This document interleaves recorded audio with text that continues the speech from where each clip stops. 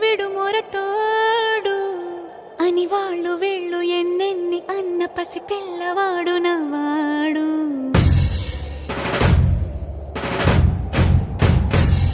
విడు ముండోడు అని ఊరు వాడ అనుకున్న గాని మహారాజు నాకు నవాడు.